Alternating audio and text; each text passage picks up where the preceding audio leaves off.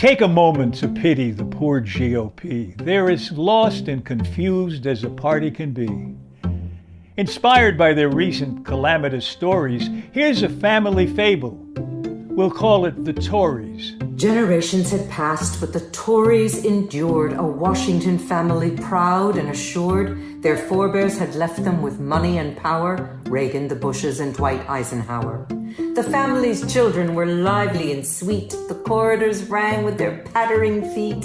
Playing one day near the Capitol Dome, they found a stray kitten and carried him home. For the children, the kitten was fun and exciting in spite of his penchant for scratching and biting. His flushed orange face and his lackluster eyes foreshadowed a life of corruption and lies. But the kids didn't care. They wanted to claim him. They angrily fought about what they should name him. Whiskers or Tabby, Grimalkin or Pie. They settled on Dumpty, though heaven knows why. The parents and grandparents sternly resisted. The children all pouted and loudly insisted. The grown-ups relented, resolving the spat, unaware that they'd adopted a wild tiger cat. With feline ferocity marking his essence, the tiger grew up to a fierce adolescence. Snappish and lumbering, cocky and cruel, the Torys dispatched him to military school. Though in college he managed to pick up some breeding, the cat never bothered with writing or reading. No surprises. In spite of his Ivy degree, the brain of a tiger's the size of a pea.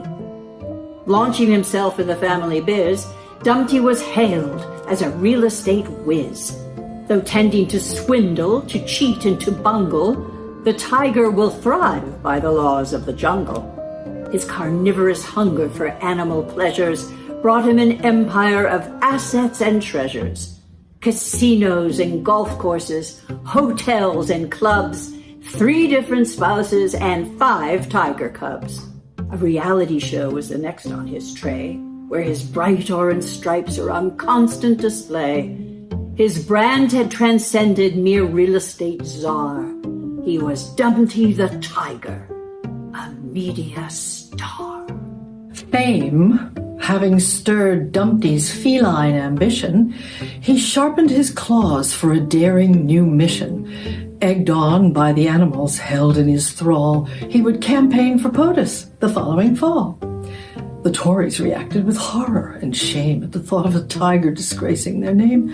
Fearing the likes of a dozen Fort Sumters, they formed an alliance of staunch never-dumpters. At first, they sought out a political savior to counter their tiger's rapacious behavior. But no matter how stoutly his rivals would strive in primary season, he ate them alive. Dumpty's campaigning was ruthless and shady. His electoral foe was a former First Lady, sane and familiar, and female at that. She was juicy red meat for a ravenous cat. Having cravenly failed to derail or unhorse him, the Tories were finally forced to endorse him. Despite how he made them all tremble and cower, they decided at last they would ride him to power. Civility, justice, and reason took wing as Dumpty was crowned the supreme Tiger King. Then, with murderous appetite, savage and hearty, he ate every soul in the grand Tory party. There's a moral I urge you to never forget to this frightening fable that's not over yet. If you coddle a tiger and venture to ride him, you're certain, dear reader, to end up inside him.